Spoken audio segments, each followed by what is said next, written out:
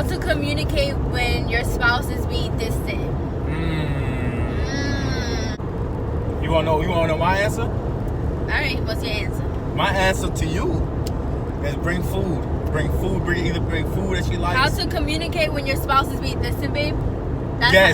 Bring you food. So if you're being how to communicate when your spouse is being distant. So if you're being distant. All right. So if I go get that gelato that you like, and you mad at me, and I just give it to you, you gonna start talking right there. Babe. And if I start eating in your face. That's only if, let's say, we have a little argument and then you come bring me food. Then I'll forgive you. But anything could be fixed with gelato. Let's say, okay, listen, let's break the question down. What about if a whole month you're being like distant and I'm feeling some type of way? Like, how am I gonna communicate to you that you're being, like, I feel that you're being distant? So I'm gonna go to you, and if he's being distant with me, I'm gonna tell him like how I feel. Like, I feel like you're being distant, and I'm gonna state like how you've been. So you haven't been talking to me, or like you haven't been showing me affection like you normally do, stuff like that, and like whatever. And then it's up to you to change that. It's up to you to be like, or like maybe you're going through something and you want to, babe, stop it. Maybe you're going through something, you want to like tell me, okay, like I've been feeling whatever, or I'm really stressed about work or something like that, because it could be something that they're going through and they're not telling you, because not that they're not comfortable, but just because they might be over like stressed or like a work or just whatever the situation is, right? Yeah. Not gelato. That's not gonna help you be. That has nothing to do with you being distant with me. And next question. Babe, you didn't really answer the question. Oh. So how would you communicate if I'm being distant with you? If you're being distant with me? Yeah, how would you communicate with me? What would I do? I don't know. I sit you down and tell you about yourself. And be like, come here, let me tell you something about yourself. And then I'll just start telling you about yourself. And then boom, bop, bing, done. And then it's tripping with the black. Alright, next question, because obviously I'm the only one that knows how to answer these questions. Alright, babe. How to keep the spark going? Ooh, I can answer that. And then you can answer jelly. that. What is that? Oh, my bad. I don't even know what that is. Anyways, I would like dress up for him. Yeah, I would dress up for him when he gets home. Or I'll like surprise him with something that he loves. Or like I'll like clean the house because he loves a clean house. Right, babe? Yeah. Or I'll cook for him. Sir. You love food. Yes, sir. Tell him. What else would I do for you? Ooh, I'll give him a massage because he loves my massages. What else do you love? I'll do his feet. Well, that's like only things like doing for you. But like, that's like kind of to keep the spark going. Or like seeing you happy is making me happy. What about you, babe? How would you keep the spark going? Keep the spark going. Yeah. How I keep the spark going? Frequently go on trips. You know what I mean? Go on shit we ain't never seen before. Yeah, that's a good one. And we just live it up. Oh, and always like remind each other, like me and him. So what we do is like we'll like play games and we'll like ask each other questions, right, babe?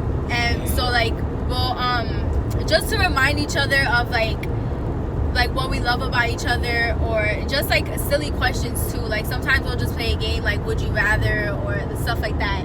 Or this is another idea. So you could like there's these sex dice, and you could like they have like, well, it's like you just have to get them, and you could play that. You could like dress up and like play that. I like to find the things in life, so my guess is pretty much something that costs. Like buy me things. Yeah, buy you things, a nice little surprise. Maybe go to a spa one day.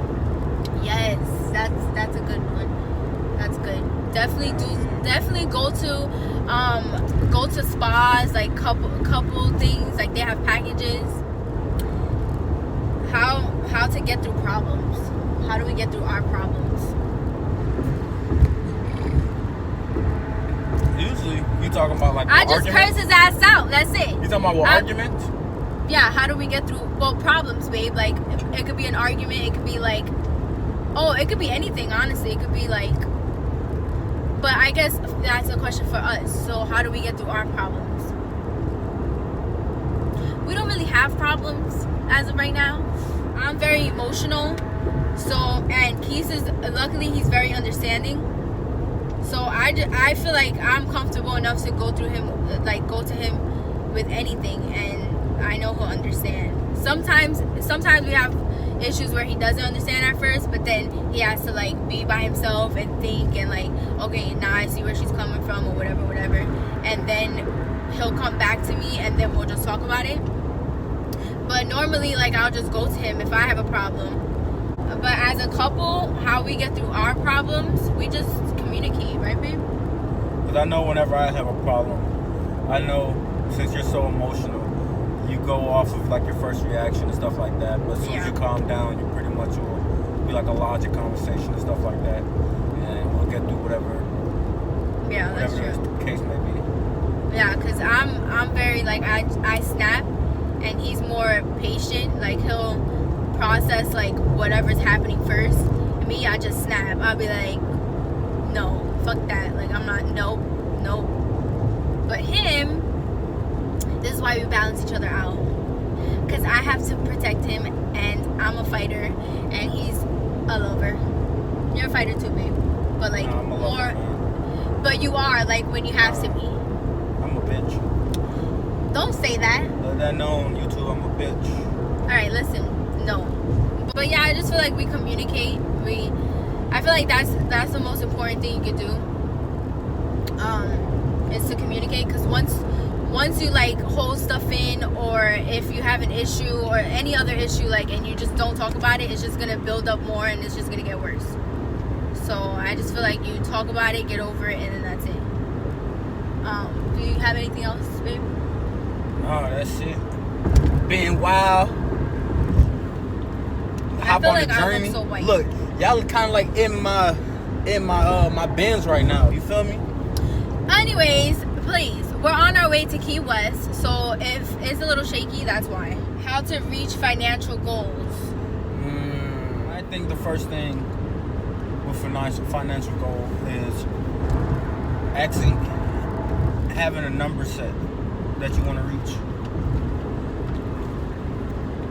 Have a number set that you want to reach, and then y'all sit down together and y'all come up with a realistic plan. Only you guys know how much you guys get paid, how much bills you have. So you guys already know how much I get paid and how much money you have left over. And the money you have left over, of course, you want to save it, but you want to save it, but you don't want to leave yourself in boredom. So at the end of the day, you got to have a little bit of play money, a little bit of save money, and then y'all reach y'all goal. That's why it's like a realistic estimate on how much you can save. But Like, budget your money. Yeah. See, with me, I try to budget my money like every 2 weeks. I'm trying to get in the habit of trying to do it a little bit more than that. Yeah. But you know what I mean? It's all about your mindset. That's all I'm gonna say about that. Yeah, like with him, like he taught me how to like budget my money more. So when I would get paid or whatever the case is, he'll like show me like what I should save for bills and all that. Always make sure your bills are paid first, no matter what, and then the rest, how to split that, right, babe? Like you told me, like you could save that for you for during the week or whatever, and then the rest you just save more. That's more saving. It was like the money you have left over, it was pretty much like 90% of it you'll save, and then 10% every time you get that paycheck or whatever, it's like 10% of it, you pretty much keep it in your pocket. And if you want to go get freaking Wendy's one day or McDonald's or some shit like that, you have that money. And if you don't even spend that money, by the time your next paycheck, you take the other 10% out, you have what you have from last week and what you have from this week. You just that's your play money.